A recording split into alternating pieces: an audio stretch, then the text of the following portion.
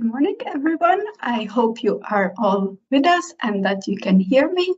My name is Iva Plashilova. I will be your host of today's EURES webinar. And this webinar is intended for the whole EURES network, also all the EURES staff, also within the different national members and partners. And we also have some special participants here with us today, and that is the members of the Talent Pool Pilot Initiative Working Group. So these are representatives of the different public employment services from the EU member countries, representatives of ministries and national migration authorities and some other public administration services. Welcome to all of you. Today we will hear about the Talent Pool Pilot Initiative and EURES. And you will hear from our two special guests. It will be from Mr. Lars from the European Commission, DG who will speak to you about this pilot initiative and what it stands behind it and what exactly does it mean. Then you will have the opportunity to ask him questions in the chat. So if you already have some questions, please feel free to use the chat. And after the presentation of Mr. Bruchetta, you will also hear from Mr. Lars Lehman from the European Labour Authority, who will speak about particularly how this talent pool pilot initiative will be showcased on the EURES portal and what exactly will it mean for the daily workings of the EURES staff. And once again, you will have the opportunity to ask specific questions. Just please take a note that there might be some delay in the sound. So sometimes if we are not responding directly right after you placed your question, this might also be because there is some delay. Nonetheless, we aim to answer all your questions. Perhaps for some of them, we will have to make note of them and then come back to you with a more detailed answer. Also, should you have quite a few questions that we run out of time, we will also collect all the questions that have not been answered yet in our webinar and then put together a short report afterwards where we will aim to answer all your questions.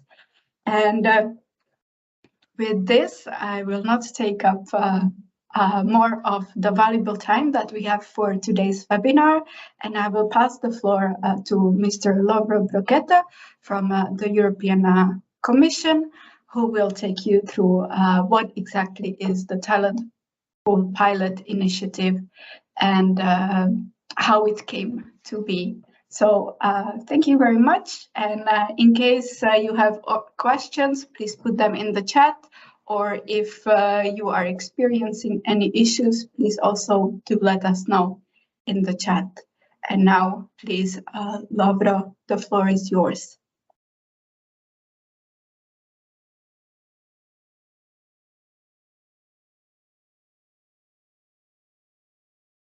Colleagues, and welcome to this webinar dedicated to the EU Talent Pool Pilot.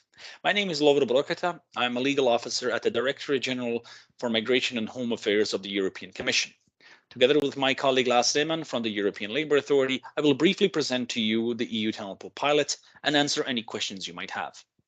The EU Talent Pool Pilot is a policy initiative jointly developed by the European Commission and the European Labour Authority as a response to the Ukraine crisis. It is intended to facilitate labour market integration of people fleeing the war in Ukraine. It will be launched on the 10th of October. The basis of the initiative is the Temporary Protection Directive, which was activated for the first time this year as a response to the Russian aggression in Ukraine.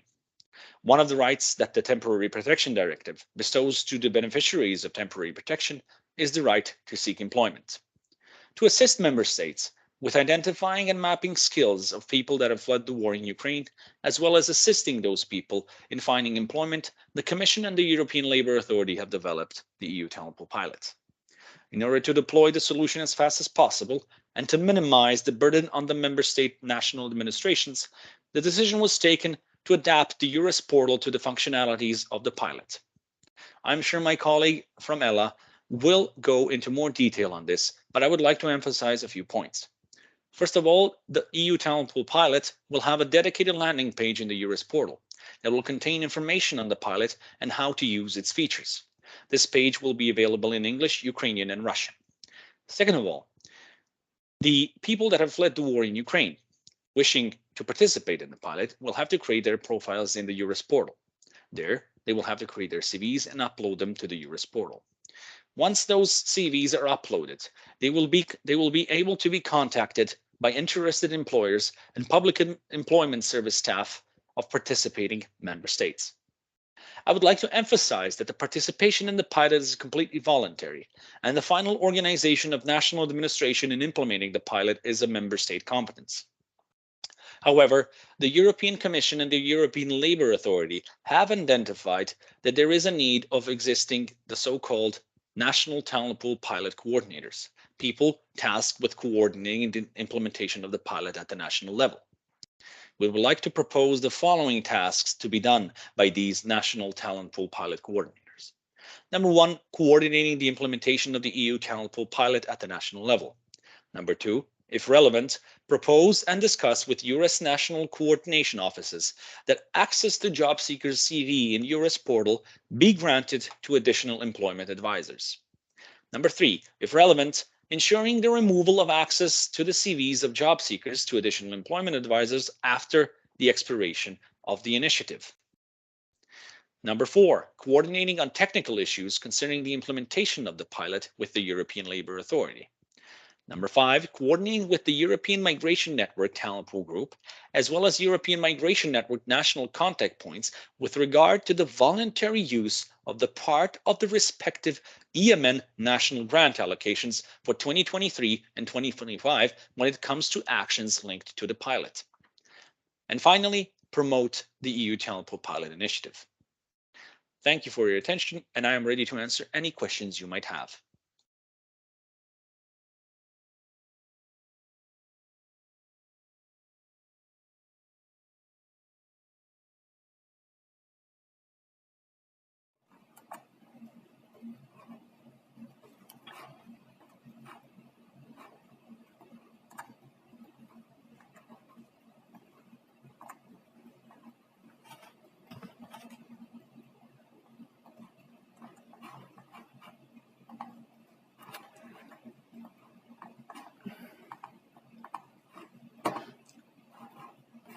Okay, I hope everyone can see us and hear us. I see for now there is for now one question from Eric in Belgium. And the question is, how were the PES and the PES network involved in this initiative? So perhaps, Lovro, you could provide an answer for this? Of course. Thank you for that question. Namely, the PES staff and the PES networks were involved in the creation of the Talent Pool pilot through the EMN Talent Pool group. It was established back in May, and its task was to create the framework for this pilot initiative. So they were involved quite early on. Okay, thank you. Now we also have a question from Marta, the NCO or head of NCO in Austria, and she is asking if DG Home and ELA could share the tasks of the NCP in writing so that they can weigh up the resources. There is also a question from NCO Bulgaria, if you could already share which countries have signed up to the pilot so far, and perhaps also if you could share how the countries can sign up into the pilot. And then also we have one question more from Bulgaria, I think. My apologies. My Cyrillic knowledge is not the best, so I'm not able to see who exactly asked the question, but the question is, at national level, who is going to be responsible for the activities? Please, Lovra, if you could come in.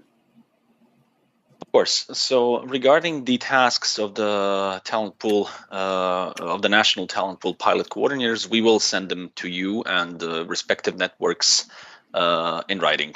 So you will get it in writing. Don't worry about that. Regarding the participation, which countries participate in the pilot, we still are yet to receive confirmation. There were 19 member states that participated in the talent pool group, in the working of the talent pool group. Member states have the time until tomorrow to confirm their participation. However, they can also prolong that deadline until next week we understand that there might be a need to discuss all the specificities of the implementation of the pilot. Regarding the national level, who is going to be responsible for the activities?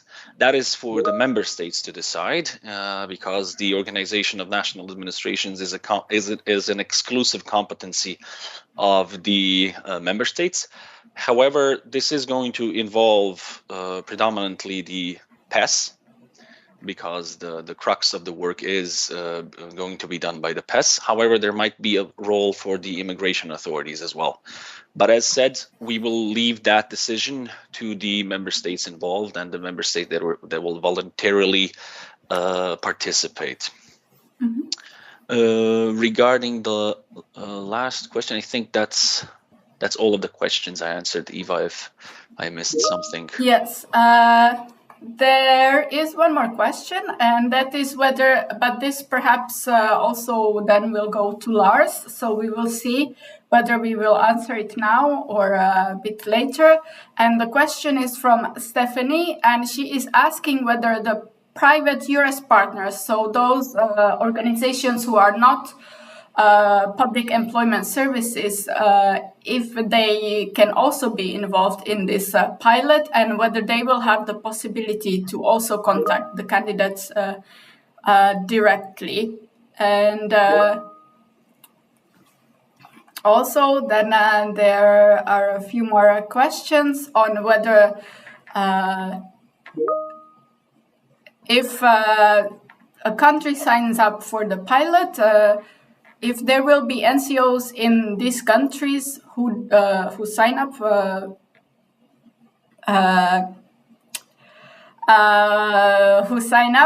the pilot, but that the NCO would not participate in the pilot. So, for example, you know, if the NCO is not part of the ministry.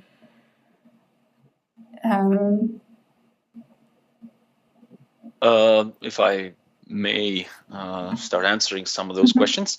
So regarding the involvement of private EURES partners, so private employment agencies in the pilot, if private employment agencies are already part of the EURES network in the respective member state, they will be able to have access to the pilot. So, but that only involves those member states in which the EURES networks is organized in such a way that it not only involves the public employment services, but also private employment agencies. Regarding the question whether NCOs in those, will there be NCOs in those countries who don't participate in the pilot? Now, if I understand correctly, we should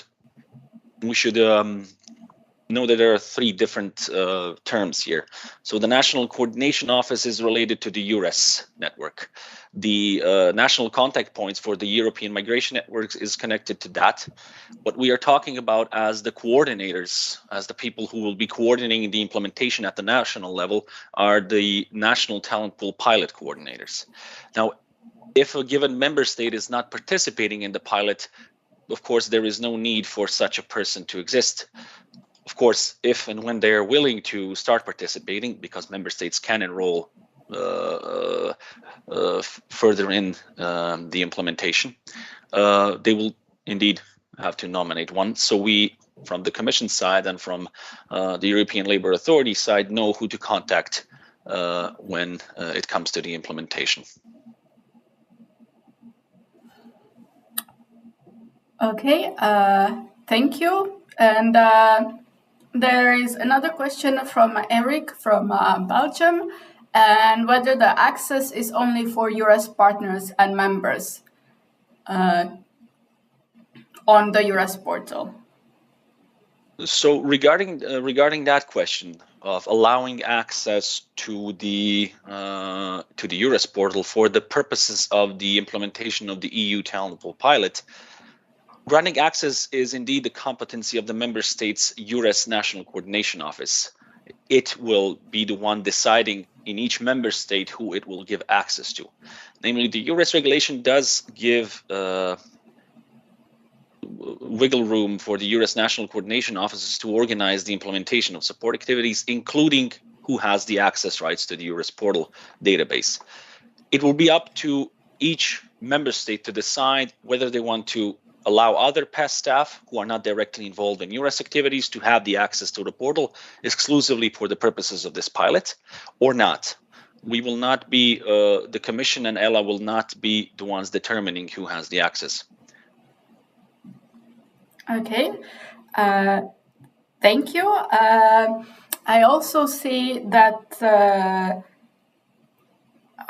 some of you that, do not, or some of our participants who are viewing the webinar do not have Google accounts, so they are not able to ask questions. So for this, I will put in the chat my email address, and you can send an email to me with your question so that you have the opportunity to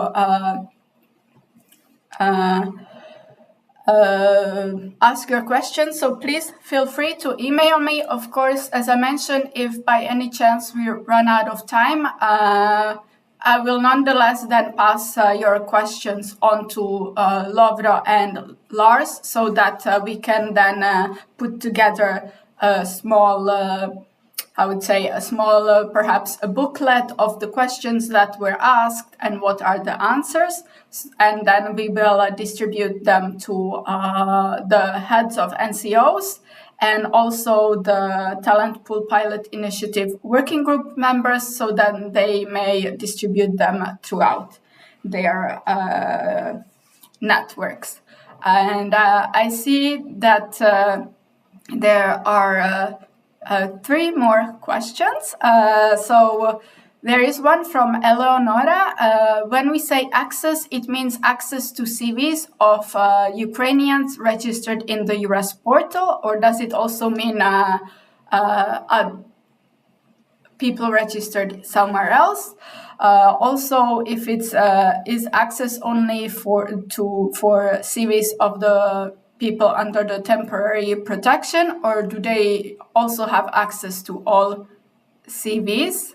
Meaning, I guess, the employers, and whether, regardless of a EURES member or partner, employers registered on the portal will have access to the Ukrainian CVs. So whichever employer is registered on the EURES portal, they will be able to access the Talent Pool Pilot Initiative database of CVs. Perhaps here, as Lars has also prepared a presentation, maybe there will be, we can just take a few moments and then Lars could do his presentation so that he might already answer some of your questions. Also, in the meantime, as I see that we have 2 different kinds of participants. So from the EURES network who are familiar with the I would say, the EURES lingo and the jargon, such as the NCO, which means the National Coordination Office, but we also have participants from the Talent Pool Pilot Initiative Working Group, who are representatives from the public employment services, also ministries and other authorities at national level. So I will just specify within the EURES network, which is the European Network of Employment Services, there is in each EURES country, which is all the EU 27 member states, plus the 4 EFTA countries, so Iceland, Norway, Liechtenstein, and Switzerland. Within each country, there is a set up national coordination office that is in charge of coordinating the EURES network at the national level. So these NCOs are already established and they are in charge of the national EURES network. Whereas then under the Talent Pool Pilot Initiative, there will be the national coordinator, who most likely will be the Public Employment Service, if I am not mistaken, Lovro. And yes. Also, thank you. I would just like to answer a few questions, and then I believe we can move on. And thank you, Eva, for explaining that. So indeed, there is the National Coordination Office that deals with implementation and coordination of EURES activities at the national level. What we are talking about when we talk about the pilot initiative is the National Talent Pool Pilot Coordinator, which is going to be tasked to coordinate the implementation of the pilot. So I see one question related to that is whether member states who are not participating will have to nominate the National Talent Pool Pilot Coordinator. We don't see the purpose of them doing so because, as said, they will be the ones implementing the policy. Now, if I may answer the question, I see several questions related to the question of the access. So indeed, when we speak about the access to the CVs, we are referring to the CVs of the beneficiaries of temporary protection, i.e. people who have fled the war in Ukraine and enjoy temporary protection in the EU. So we are not talking about access to other CVs in the EURES database. And regarding the question whether the employers will have access to those CVs, they will indeed have access to those CVs in the database. However, those CVs will be flagged as persons who are benefiting from temporary protection, which has several repercussions, namely that they have a right to seek employment in a given member state, and that the duration of this initiative, so the duration of their access to the pilot, is depending on the how long the temporary protection directive gives them the temporary protection. So they will be limited in time span, and they will be limited member state wise. I think I have answered all of the questions that have been put. Of course, for the technical aspects of what I've answered, I will refer to my colleague Lars Lehman from the European Labour Authority, who will for sure give much more detailed answers on that. Thank you. Okay, thank you. And before we go to Lars's presentation, just one more question. So the NCOs at the national coordination offices at the national level, sometimes they are departments within the Public Employment Service. Sometimes there are departments within the various ministries in charge of employment policies. And with the national contact points, this is part of the European Migration Network. And I think here it is the national migration authorities together with ministries who decide who specifically is the national contact point. And I see that there is one more technical question on how the CVs, the overall CVs that are already registered on the EURES portal and the new CVs of the persons with temporary protection, how these will be separated. So I think for this, I would give the floor to Lars so that he could provide you with a presentation on how this pilot initiative will be technically implemented on the EURES portal, and hopefully the presentation will answer all the questions that you already have now, but we will then go back into to the questions should you feel that there is your question is still left unanswered. So please, Lars, if you could take the floor for the presentation. Just please be aware that I think there is maybe a few seconds delay, so there might be delay with the screen, but not the sound. So we need to be a bit slow in speaking. I will just check that everything is... Can you see the screen, Eva, indeed? Can you see my screen that I'm sharing? I am able to see now. I just, if you give me a second, I think still on the YouTube channel, we are still, yes, now it's appearing. Now it's there. Okay, so then I will first start my presentation, and then I suggest we come back afterwards to the many questions that the audience probably has. Okay, I just started. So good morning, everybody. It's a pleasure for me to meet you all. My name is Lars Lehman. I'm the business manager for the EURES portal at Ella, and following the many insights from Lovro before, I'm very happy to present you the technical component or the technical changes that have been indeed done and are foreseen to implement the talent pool initiative within the EURES portal.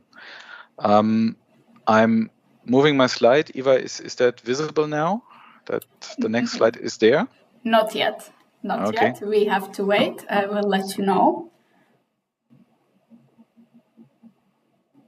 So...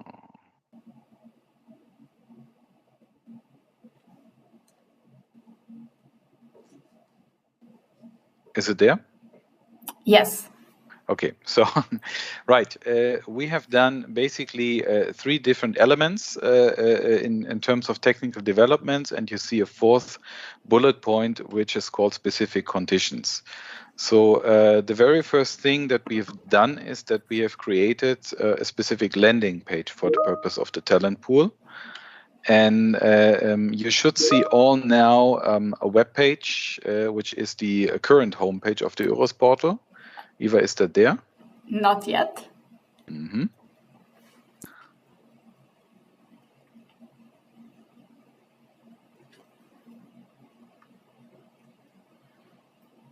Is it there, Eva? Not yet. Just, okay, yes, well, now. So that's what you see, dear participants, is the homepage of the EURES portal as it stands now. And as most of you hopefully know, there is already a special link that we have established, which is called, that you see in yellow, information for people fleeing war in the Ukraine. So this is currently a link which is there, and that leads to an information page that is provided by the Commission with a lot of information for indeed this user group, so to say, or these people. We will replace this link when the Talent Pool pilot project is launched with a dedicated link to a landing page.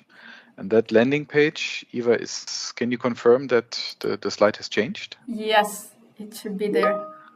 It should be there. So this is the landing page for the Talent Pool pilot project, is nothing else than a specific or separate homepage for these purposes in EURES. So when the user goes to the normal first homepage of the portal, clicks on that link, he lands on a specific landing page with dedicated information about the Talent Pool pilot project. So basically, the idea of this specific homepage is that it bundles a lot of information necessary for this talent pool. What is the talent pool about? Who can participate? There will be a large section explaining to the user how to create their profile, how to create their account first, how to manage things like EU login. So we really take the persons concerned here step by step. The third element on this landing page is that it will provide a lot of additional information on further support that is offered. And the most important condition probably here is that this landing page will deviate from the language regime established in the portal. So the landing page will be additionally available next to English, also in Ukrainian and Russian. So we believe this is a great help and support for those concerned in order to understand the purpose and the support that they can expect from this initiative. But I want to be clear that this is the only section that we have translated in the EURES portal next to English into Russian and Ukrainian. So after that, when the user starts to register him or herself, when he's starting to create the profile or the CV, that all has to be done in EURES languages. So, but here, at least for the landing page, we provide this in Ukrainian and Russian to facilitate. Now, I'm showing you here already a demo of what can be expected. Eva, has the slide changed? Yes, so there's a comment in the chat that actually your voice and the slides are connected, so it's more between my laptop and what shows on YouTube, so you can go ahead and present as normal. Oh, that's very sweet. Thank you very much, whoever it was. It's highly appreciated. That supports me. Okay, so this is a screenshot from a current or version of the landing page, which is not yet visible in the portal as such. But there you get an idea what can be expected. I think most important is that you see here indeed right on top of the page there is a language button where the user can switch between English, Ukrainian and Russian.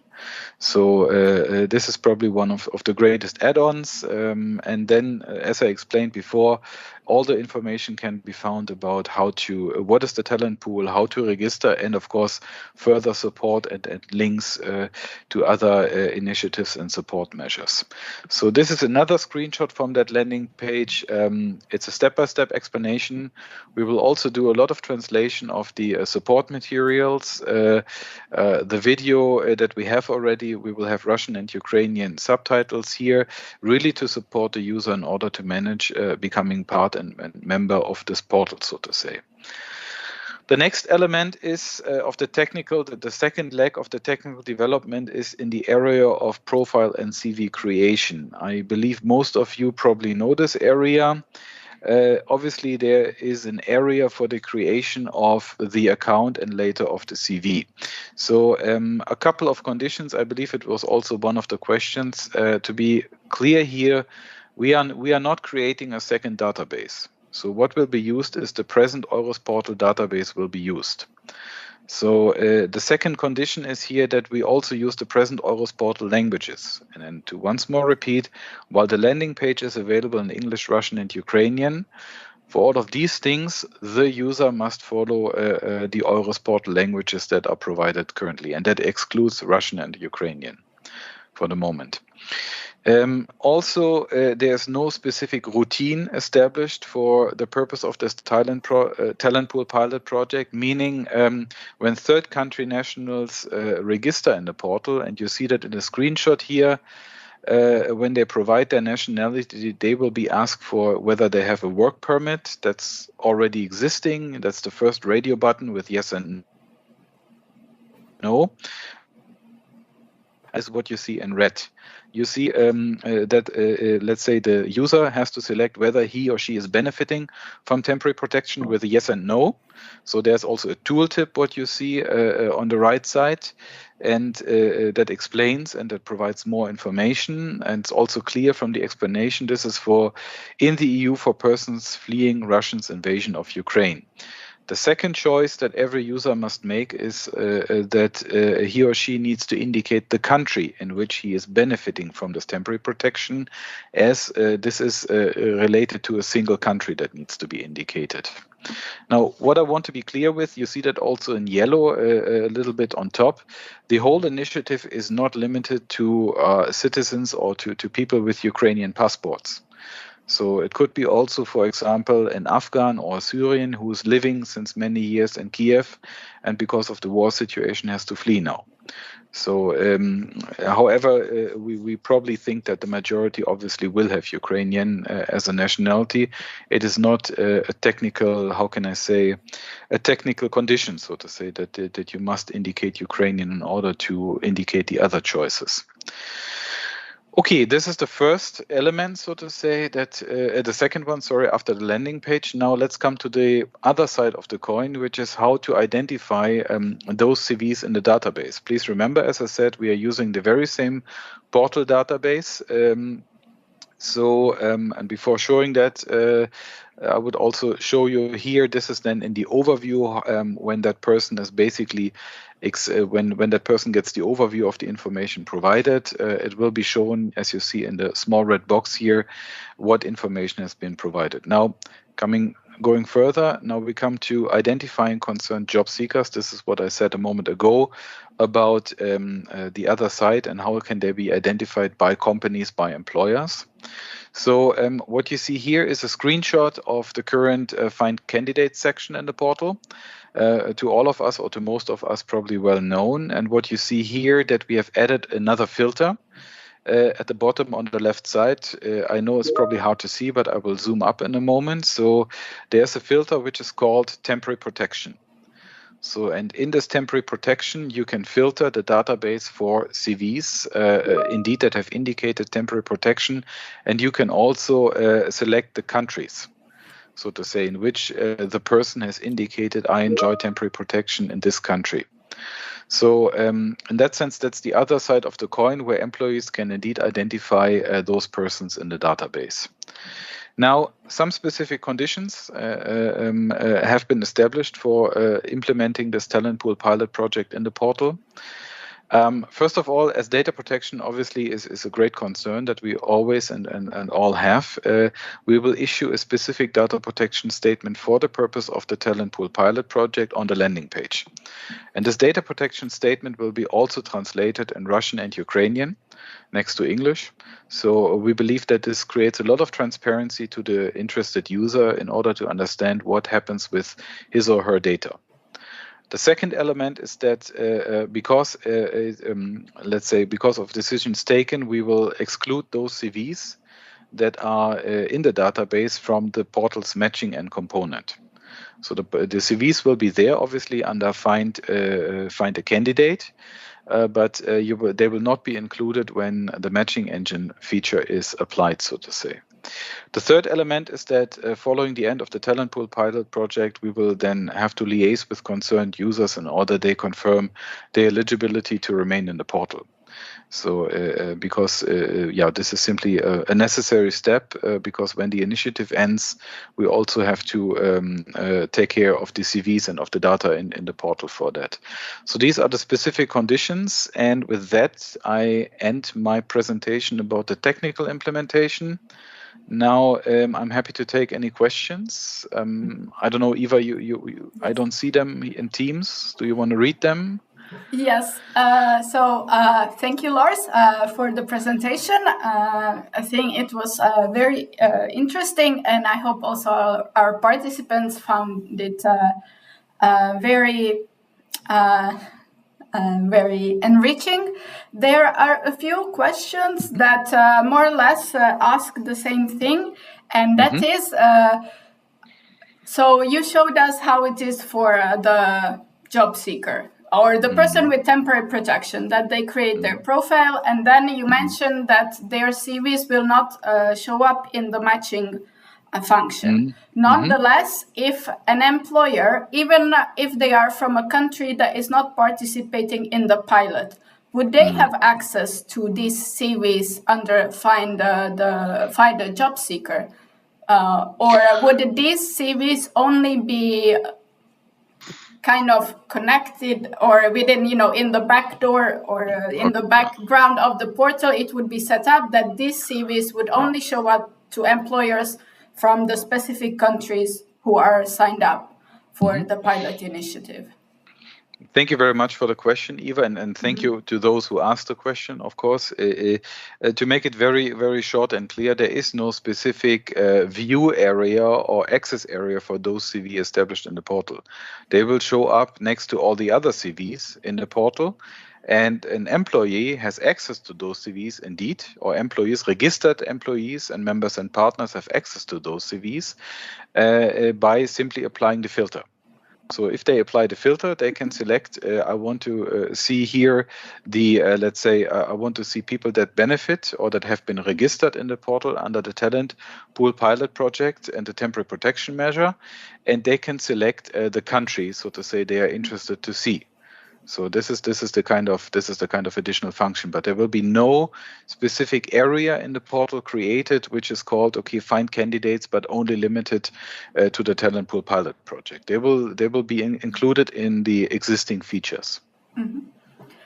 Okay, thank you. There are a few follow-up questions. So one is asking whether you could also show the live portal landing page for the talent pool initiative, so that you could, the participants could already see how this would look like, if it is possible.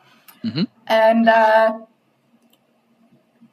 also, there are a few more questions, but yes, please. Shall I answer this question first? Yes. So I understand the interest, and I'm very grateful for the interest in seeing the landing page and seeing that information, but we are currently in the final steps of that development. So what you've seen is an earlier and a previous demo of that page. We are still making some cosmetic changes. And as the rollout is foreseen mid of October, we will only activate that landing page on that very day. So that's why I cannot show you at the moment a finalized landing page on our site, because we are still working on it. We still get new links, new updated information there. Our interest is really to show a recent and most actual landing page that only has up-to-date information. And that's why we will only activate and release this page on the date of the overall release of the activity in the portal. And that's foreseen for mid of October. Okay, thank you. I'm also just typing in the chat that the recording of the webinar will be published on this YouTube channel a few days after the webinar, so our participants can come back and watch it again should they wish to refresh their minds. There is also a question, one perhaps more towards Lovro, and that is whether a Ukrainian citizen or a person fleeing Ukraine who has been granted temporary protection in one country within the EURES network, if they can move freely to another country to work. Meaning that, you know, for example, if an employer from Ireland is using the filter, looking at the persons who have temporary protection, if they see that there is a CV from a person who has been granted the temporary protection in Belgium, would they be able to contact them and to kind of take them to Ireland? Well, thank you for that question. So regarding all of the questions connected to that, I will refer to you to the Council Implementing Decision 2022-382. I will ask Eva later to provide you the full name of the Council Implementing Decision, and it establishes in its recital 15 as its basis that member states have agreed that they will not apply Article 11 of the directive.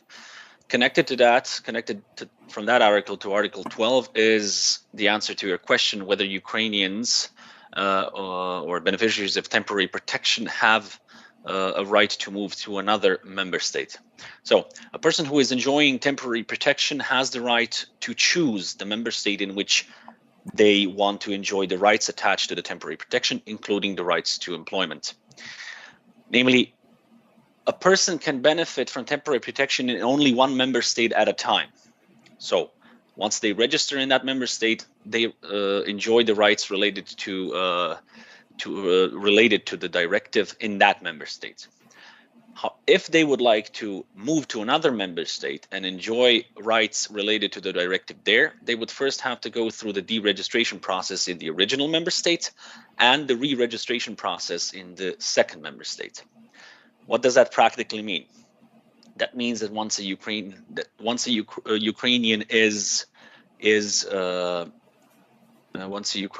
excuse me, I'm having trouble with my laptop.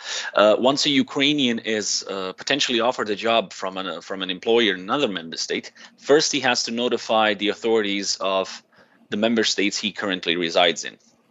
After that, once his residence permit has been withdrawn, he will register in the second member state to which he wishes to move and go through the registration process there. Hopefully that answers your question as regards to the mobility of beneficiaries of temporary protection in Ukraine.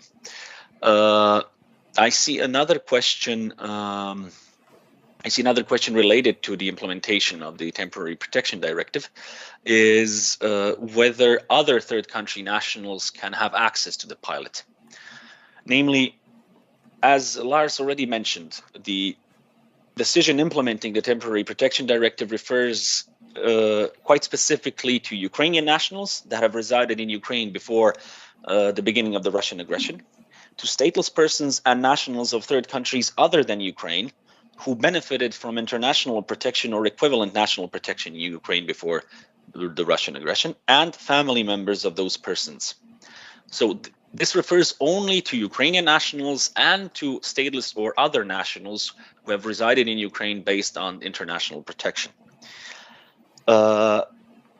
Regarding the practical question that it will potentially, the EURES portal will be flooded by other CVs, as explained, the landing page, which is part of the pilot and part of the portal, will be translated into Ukrainian and Russian and English.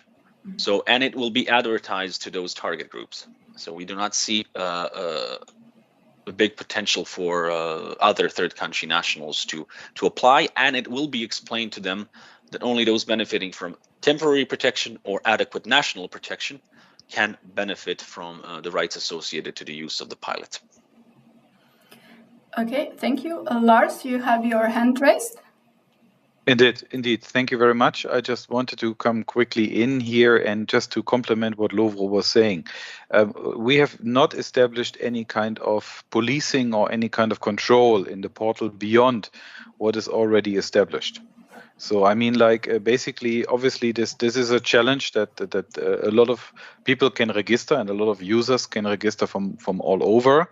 So to say, here's only what has been created is a specific landing page that directs specifically for this talent pool, and should attract particular group of users to register on the portal.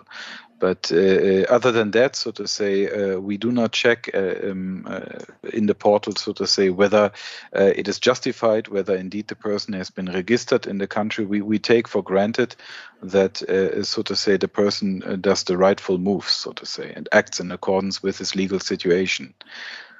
So that's just my sense on here. Mm-hmm.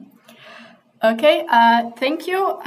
We have also a few questions that came via email. So there was one question towards Lovro, and that you mentioned at the beginning the EMN grants for 2023 to 2025.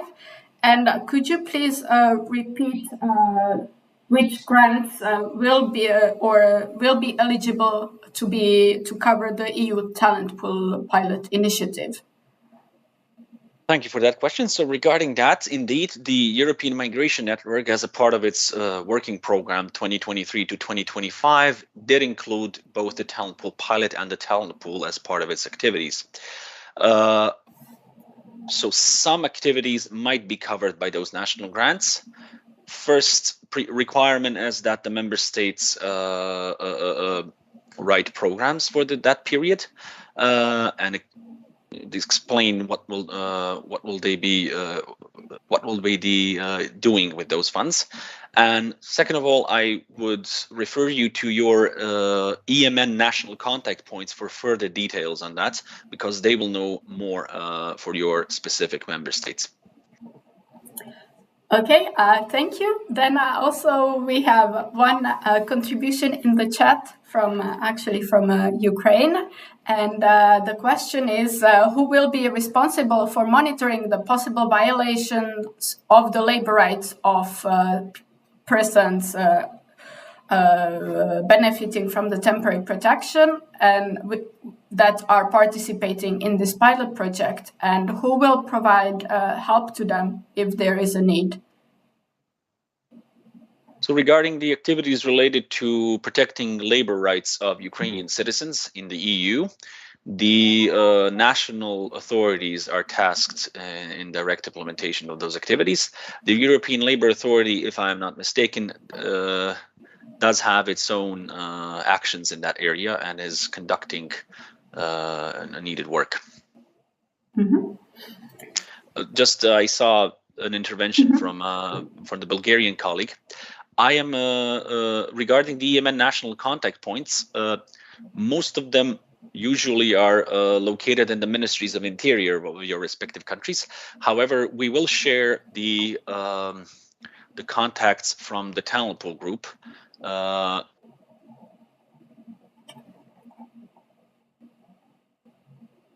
Participated in the talent pool group work so far. Okay, Laura, I think you had a bit of a connection issue. Could you perhaps repeat what you said before? Regarding the EMN national contacts?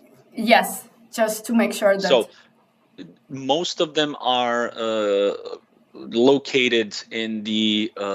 Most of them are staff of the ministries of interior. So that's general idea where they could be located. For additional help, we will share contacts from the EMN talent pool group, so you might have direct contacts with your colleagues. Okay, thank you. Then there was also, there are two questions in the chat. One is why is the initiative not called an EU-Ukrainian talent pool pilot, since it only refers to persons coming from Ukraine and not all other third country nationals? And also another question is whether it is legally okay that a tool that is based on migration is included on a portal that is based on free movement. If I can tackle the first question, I think I've already answered part of it. So indeed, the vast majority of the beneficiaries of temporary protections are Ukrainian nationals. However, there are persons who are either stateless or are nationals of third countries that are included in the temporary protection directive measures. So that's the reason why. Second of all, this is a pilot project for the EU talent pool in the future. So that is the second reason. And as regards to the legality of including a tool based on migration and a portal based on free movement, what we are doing is using an IT tool, an existing IT tool. The reason for that was explained in the introduction.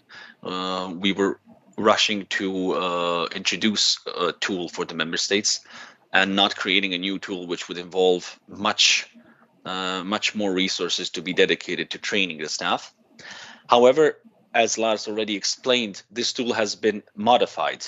So first of all, the beneficiaries, the new candidates will have to say that they are benefiting from temporary protection. That is the first caveat. Secondly, they will have to pick a specific member state in which they have the temporary protection, in which they enjoy temporary protection. That already limits them in their mobility. And thirdly, I don't think that was explained, maybe, but I will allow Lars to correct me. The automated matching function will be disabled, so they will not enjoy the same functionalities as EU citizens who enjoy seamless intra-EU mobility. Now I see Lars has raised his hand, so if he wants to add anything to this. Indeed. Thank you, Lovro. I wanted to compliment. So first of all, coming back to the matching engine, indeed, there is a differentiation that has been established. So once more, the matching engine feature that is currently implemented in the portal will be deactivated for those CVs that are registered under the temporary protection measure and following the talent pool pilot project. So, and that is because of the decisions, Lovro, that you have explained. This technical limitation is enforced. A second point, I would like to come back to the comment or to the question from the Ukrainian participant about how the Ukrainians can enjoy that their labor laws and that their rights are sufficiently respected. Indeed, as Lovro said, it is a national competence. From our side, ELA, however, we can support member states in coordinated labor inspections. But indeed, the main part or the main responsibility here is on side of the member states. So that is a clarification from my side. Back to you, Eva. Okay, thank you. Now we have a few questions from via email that focus again on the functionality of the pilot initiative on the EURES portal. And so there is a question whether an employer or a EURES staff, when they are using the Find a Job Seeker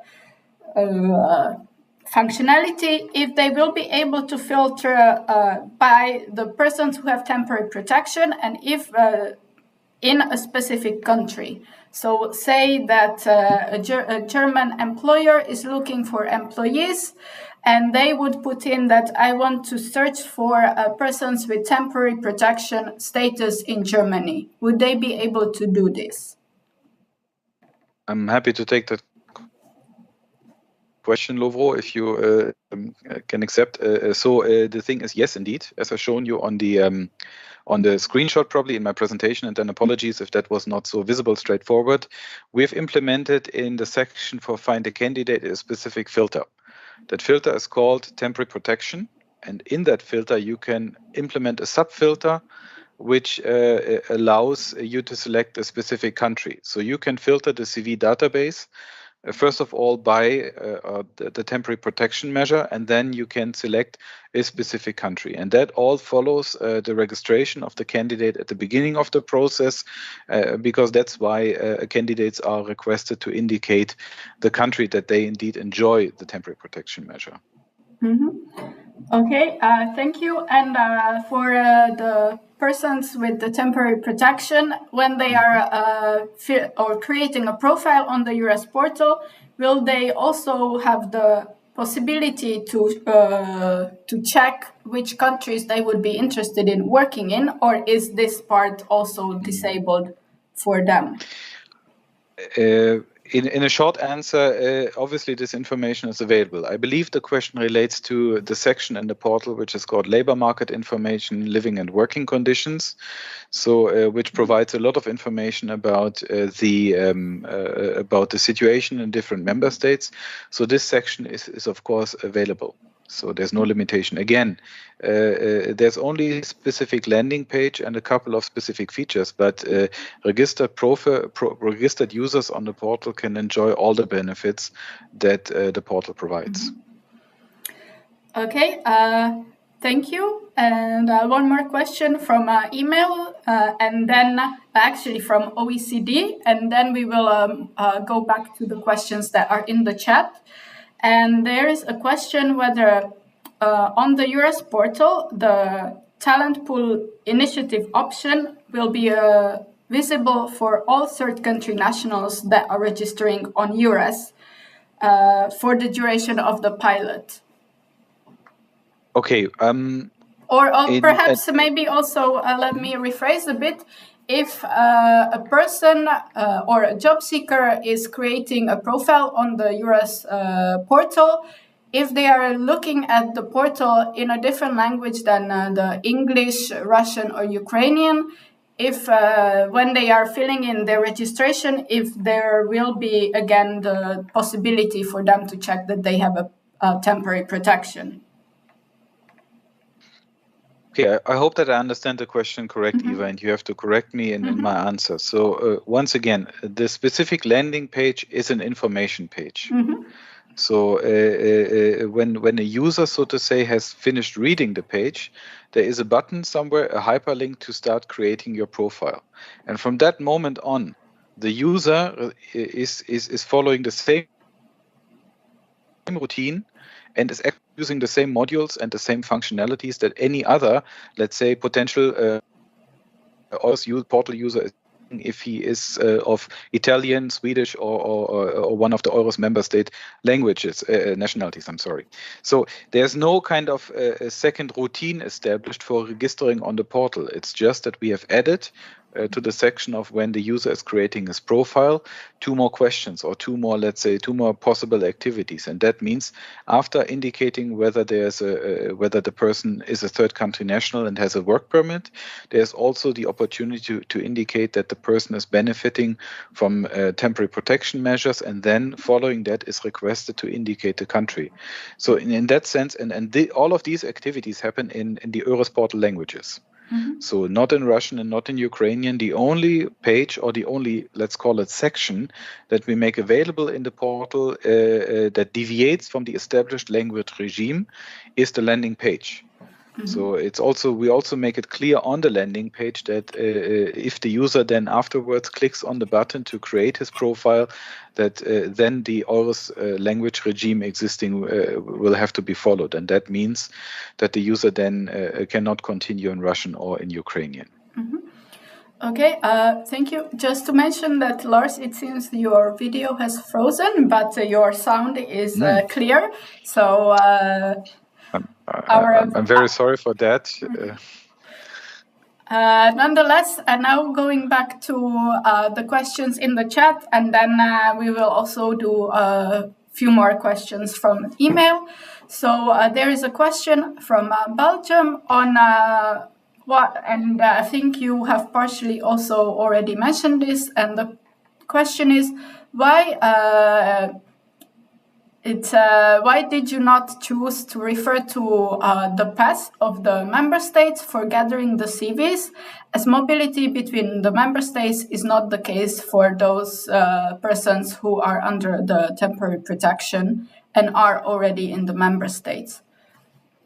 So perhaps here, if it was again a decision to make sure that there is a common platform for all of this, and Indeed, if I can just briefly touch on that, and then Lars, if you want to compliment me. So the idea behind the talent pool pilot initiative is to create a tool for the member states to lessen the burden on their national administrations. So if we asked the national PES to collect manually CVs, it is our belief it would overburden the national administrations. To refer to the second point, it is not that beneficiaries of temporary protection don't have intra-EU mobility.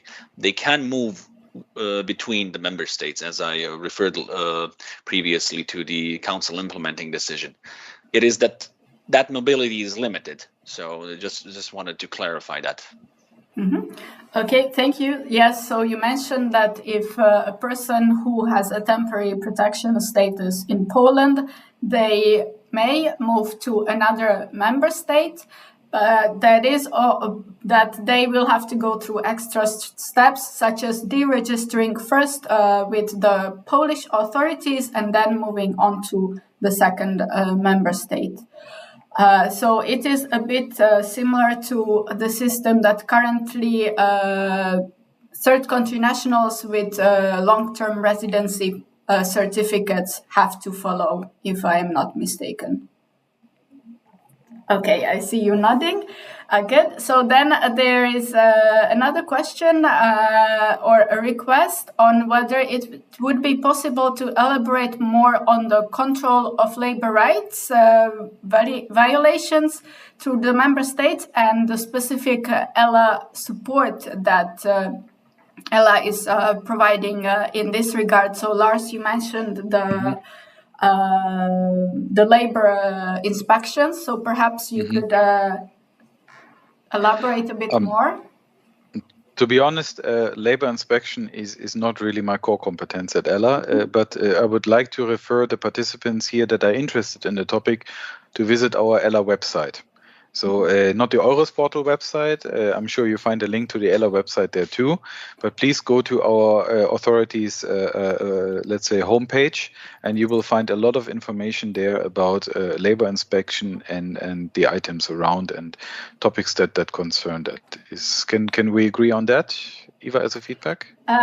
Yes, thank you. I've posted the ELA link to the ELA's website in the chat. Also, there is a question on how this pilot initiative and the possibility of for the persons benefiting from the temporary protection, how they will be informed that there is this possibility to register on the EURES portal. Are you planning a specific communication campaign?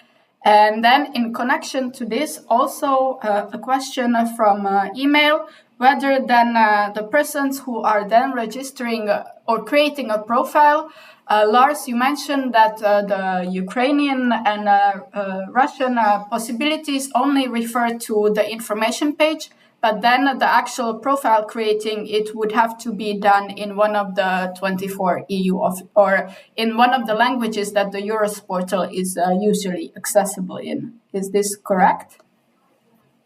Okay, so just to answer the technical question about the languages maybe first, we have only the landing pages will be available in Russian and Ukrainian and in English. Those are the three languages for the landing page. So after that landing page is left for the creation of a profile and then later on for the creation of a CV, that has to be performed in one of the existing EURES languages. So that's about the language or the applying of languages in the portal. The other question, and I'm sure that Lovro probably wants to say something more, obviously from our side, but this is a common initiative between the involved DGs and then us, ELA. We will flank the technical release with a lot of communication measures around. There's a whole campaign planned with a lot of materials that are going to be released, outreach in social media. So in order to make the opportunity, to create the awareness for this opportunity, which it is. Lovro, you want to come in on this? Yeah, thank you, Lars. Indeed. So as you mentioned, there will be a dedicated communication campaign once the EU Talent Pool pilot goes live on the 10th of October.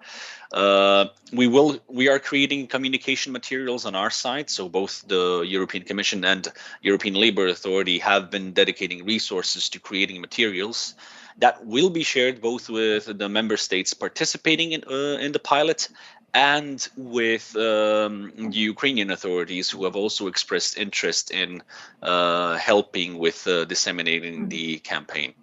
We will, of course, share it through our own communication channels. We invite you to do that as well once we have shared the materials. And indeed, there will be a dedicated communication campaign to get out to reach the target audience. And thank you. And if I make a compliment, so Lovro here, we have a launch event planned for the 10th of October for this initiative with 2 commissioners from Home and Employment, and ELA will be represented. So that's the major event, so to say, that we all work towards. Lovro, you want to expand on that, on the release event? I think you have mentioned it. So we indeed do plan to have a launch event here in Brussels on the 10th, and then that will be the official launch of the pilot. Okay, thank you. And perhaps just a follow-up question. So this information campaign, will it be run in all member states or only in the member states that are participating in the pilot? Only in the member states participating, of course. We are not going to ask from the member states that do not want to participate to run the information campaign, of course. Okay, thank you. Nonetheless, the persons with the temporary protection status, also from in the countries that are not participating in the pilot, they will still be able to register on the portal and make use of this possibility, correct? Indeed, there is no technical bar that bars them from doing so. So indeed, but however, they will not have the supporting activities from the national administration. So in practical sense, it does limit their ability to find employment. Okay, thank you. There is, again, a follow-up question within the email, and it is regarding the matching of the portal. So you mentioned that the persons, the persons with the temporary protection status, they will not be part of the matching possibilities of the EURES portal. However, that employers will still be able to manually search for them, and this will be from any EURES country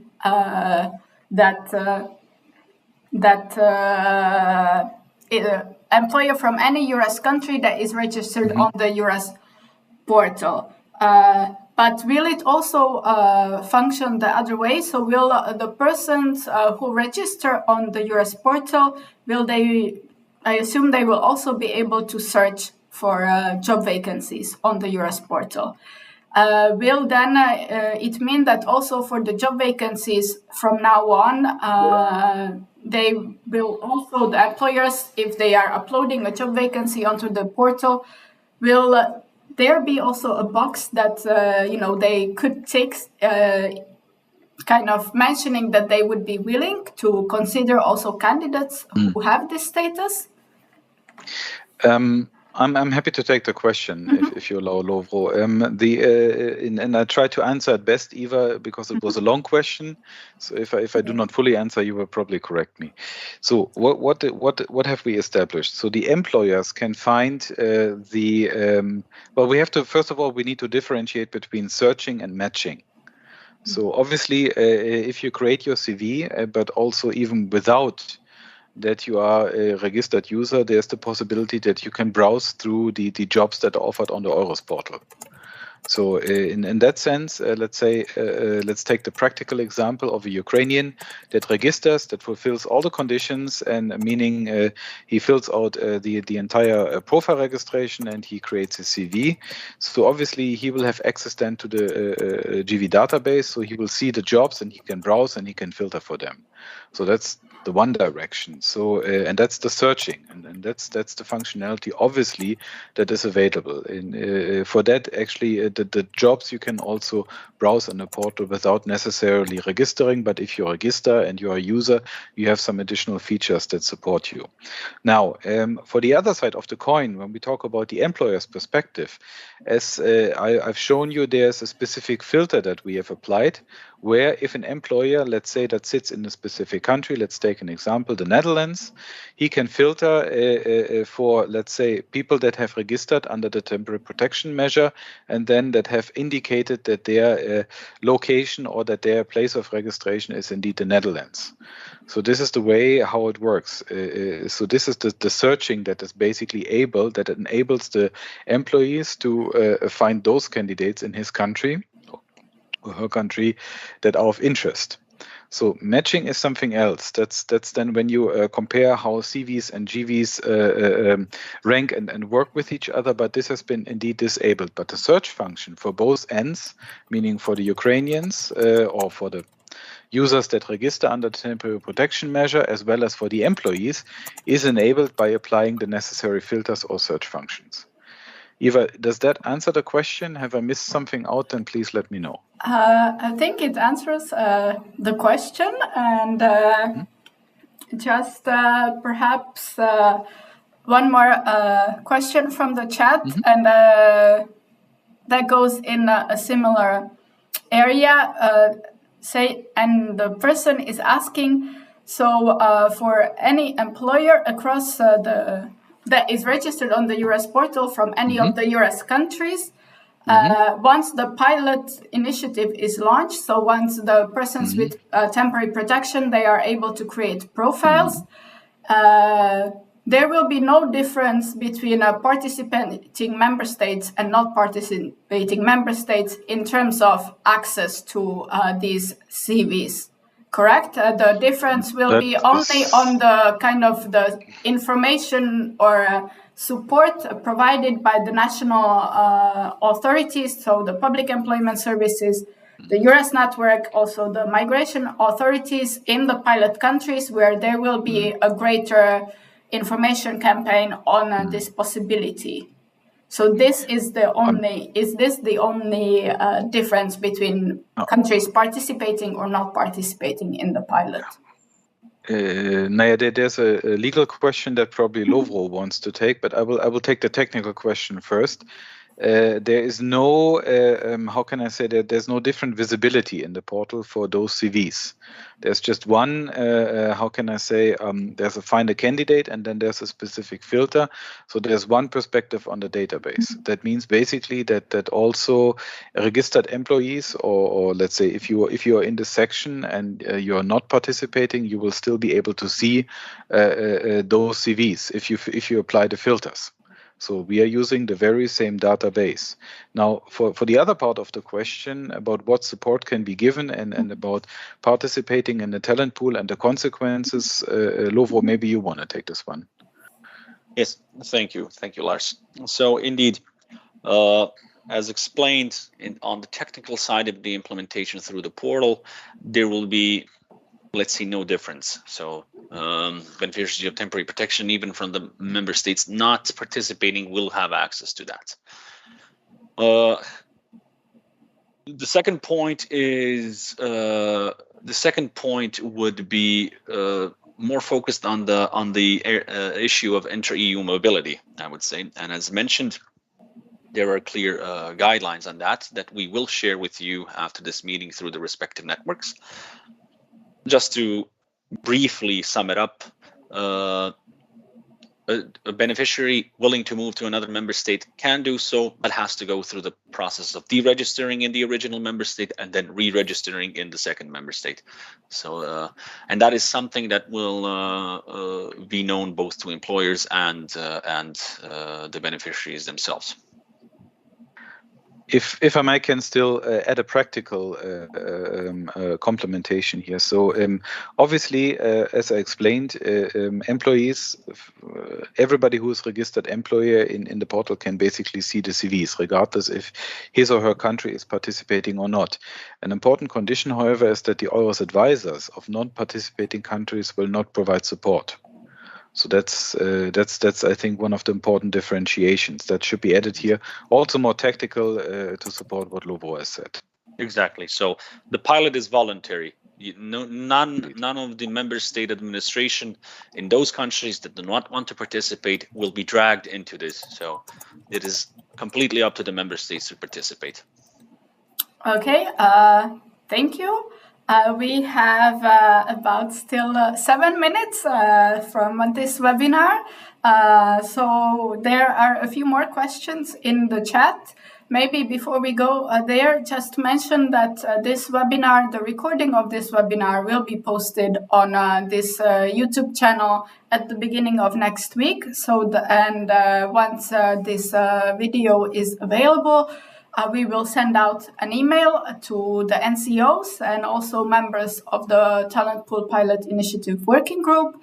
And through the suggestion in the chat, we will also reach out to the PASS network so that they are also aware that the recording of this webinar is available. Then there are a few more questions in the chat. And perhaps also one question connected to, Lars, what you were mentioning, that the persons benefiting from the temporary protection, while the information landing page on the EURES portal will be available in English, Ukrainian, and Russian, then when they are creating their profiles, they will need to use one of the languages, or the main languages of the EURES portal. Is there a possibility that this registration would also be provided in Ukrainian and Russian? Or this, for now, it is not considered for... We have to understand here. Well, before I said yes and no, because there is only yes and no to this question, and thank you for the question. You have to understand that the whole initiative obviously was done very quickly and very in a rush. translation of the entire portal and the entire and all of its features, if you go to the EURES portal and you see how many areas we have, that is a very, very substantial effort, and that's why at the very beginning this was excluded. So therefore, in order to really give here member states and most of all the Ukrainians a tool quick at hand, so to say, a great solution that I believe has been established here. We, however, had to make the decision not to include further translations because that's really very, very substantial. And so in a nutshell, only the landing page is available in Russian and Ukrainian. And from there on, every user has to follow the EURES portal language regime as established now. Okay, thank you. Then there is also a question, or just a question about to confirm that their understanding is correct. The CVs will land, that will be on the EURES portal by self-registration of the the CVs that the persons with temporary status will create through the self-registration process on the EURES portal, they will be in the CV database on the EURES portal. Okay. Indeed, you see me nodding, so to say. The way how to get the CVs is the self-registration. So that's how the CVs shall be entered. Okay, thank you. And then there is also a question whether the NCOs and the national EURES networks will be involved in the talent pool pilot in the countries that are not participating in the pilot phase, because through this through the CVs being included on the EURES portal. So whether the EURES, the national EURES in the countries that have not chosen to participate in the pilot will still be able to provide support to these persons or not.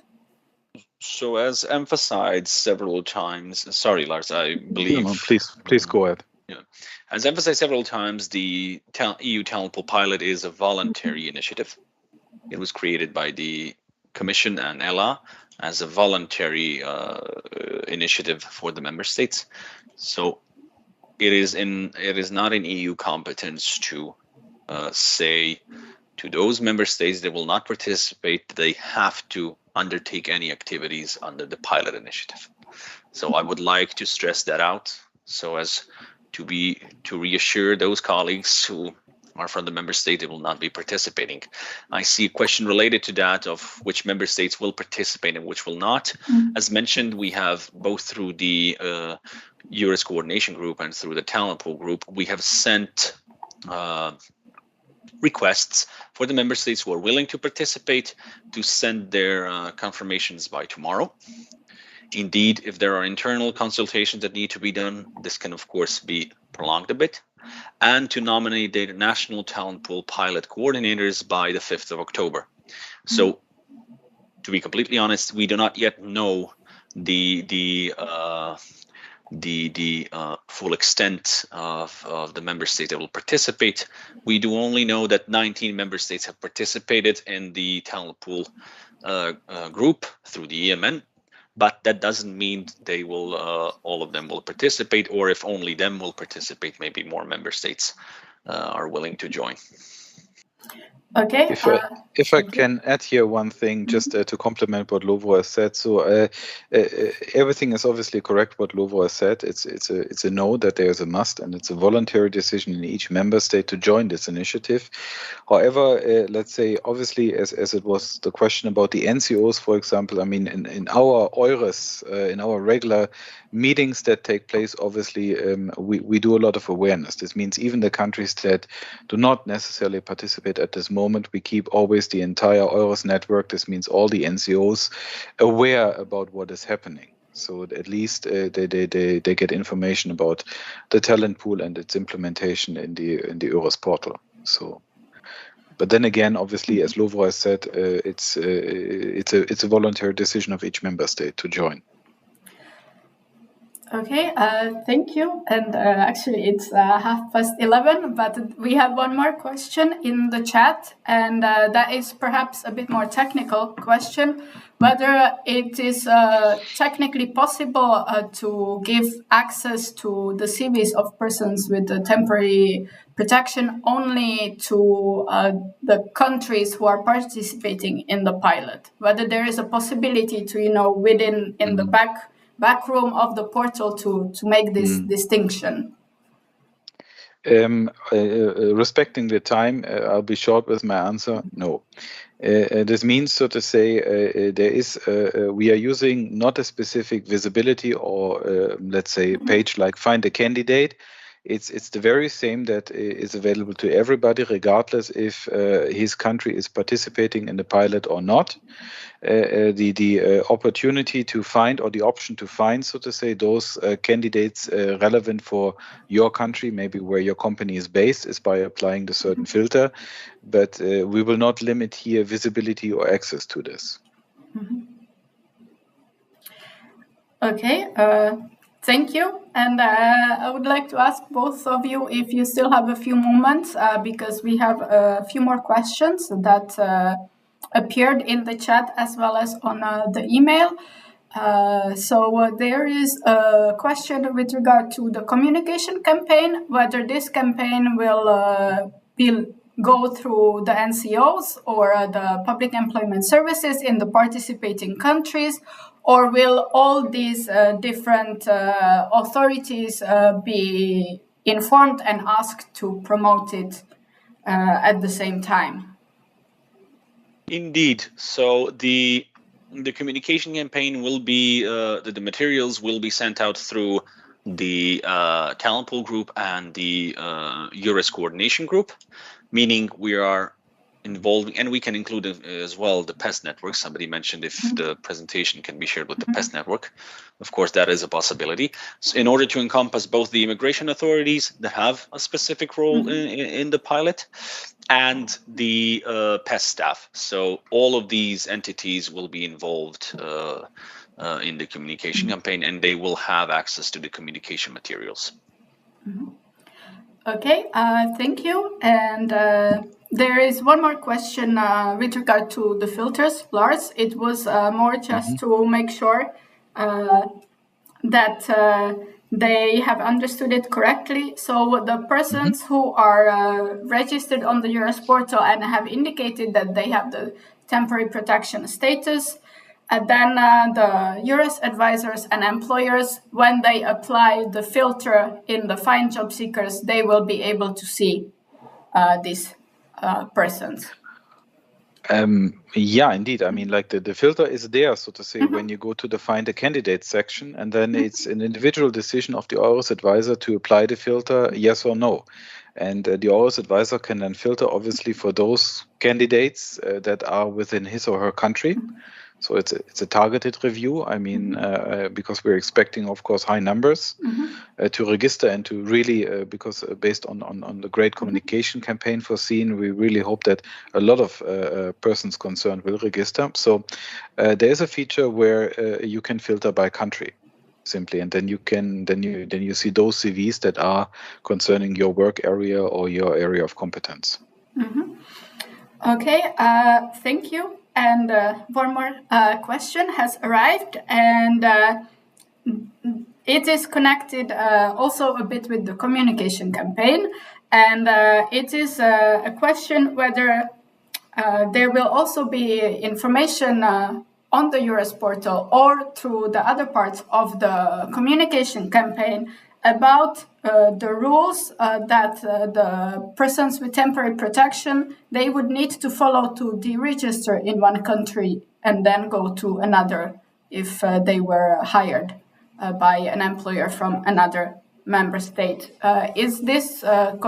Will this information be considered to be part of the EURES portal, or because as each member state may set up their own procedure, this will be left at the member state level? And another question is, what if the persons who have the temporary protection, they would like to do seasonal jobs in another EU or EURES country. But they do not want to lose the protection status of the first country. Is this possible under the temporary protection status to do seasonal temporary jobs in other member states, or will they have to also go through the whole deregistration, re-registration process? Unfortunately, for the second part of that question, I will have to refer to our colleagues, and I will get back to the members of both networks, because I do not have the answer now, and it requires a bit of analysis. As regards to the first part of the question, yes, this will be addressed in the Q&A and in the Q&A section, which will be available on the landing page. So indeed, it will be explained. These limitations will be explained to the candidates. If I can maybe add here something to the part of communication. Thanks, Lovo, for being very explanatory. On our side, so to say, we will support us also with a dedicated EURES communication working group meeting. And that will take place on the 11th of October, as my colleagues have informed me. So for the part of EURES and let's say how we support, let's say there will be a lot of information also shared at this event. So we also do our share of that part, surely. Okay, thank you. Thank you both for agreeing to stay a bit over the allocated time. Perhaps before I close this webinar, I wanted to ask both of you if you have any final words that you would like to share with our participants. Lars, would you like to be first? I will take the first one, and then I give the floor to you, Lovo, of course. Well, I hope that the information that we have provided is informative, or was informative, so to say. First of all, I would like to thank also for all the questions that were coming. I hope that we have covered them. Be assured that when the landing page is there is a lot of material there and a lot of links to inform about the initiative, about the limitations, about the process, and about the steps that are to be taken. There will be also a Q&A document that we are, I believe, still are drafting, or we are in the final stage of it. So that probably takes a lot of those questions that the user will have with this landing page, so that will support also greatly. And then I hope, so to say, well, I'm quite sure that we have developed something, and I look forward to the implementation very soon, in order indeed to support here the Ukrainians and the people that are fleeing from the war, and to support them.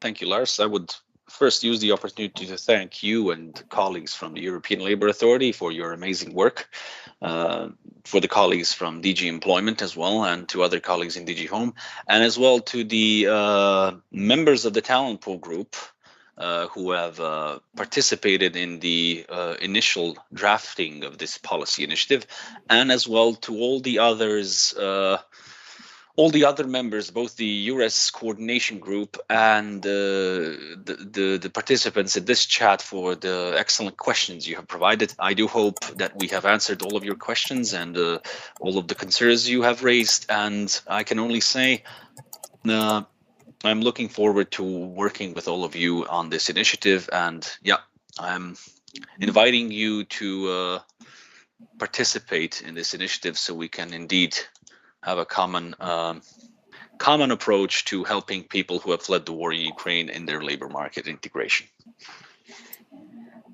Okay, thank you.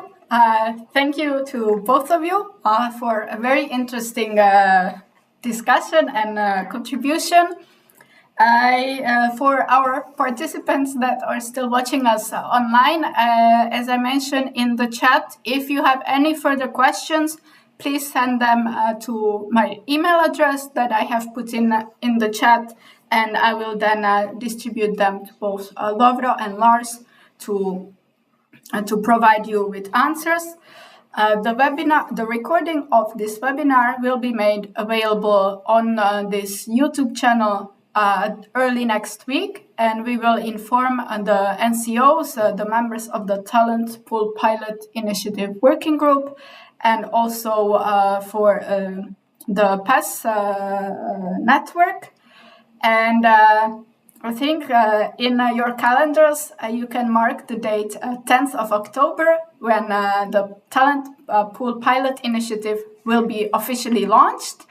And from then on, you will see how it is working. And also you will be able to see on the EURES portal, which actually just reminds me, just give me a few moments. And I will put a link to the EURES portal also in our chat in case you are not familiar with the EURES portal, so that you are able to find it and have a look at what information is currently available there and what information there will be after the pilot initiative is actually launched. So with this, thank you very much for following us, and I would